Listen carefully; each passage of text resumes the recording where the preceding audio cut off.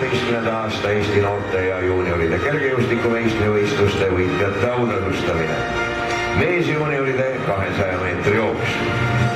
Kolmas koht ja Eesti meistrivõistluste pronksmedal ajaga 22,63 sekundit spordiklubi Mits esindaja Kirill Vassiljev.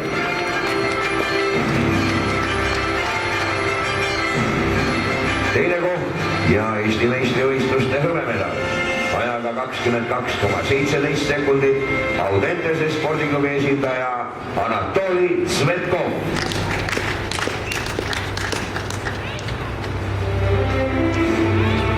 Võit Eesti meistrivõistluste kuldmedal ja Eesti meistritiitel ajaga 21,75 sekundit Pärnu spordiklubi Altius esindaja Rait Veesalu.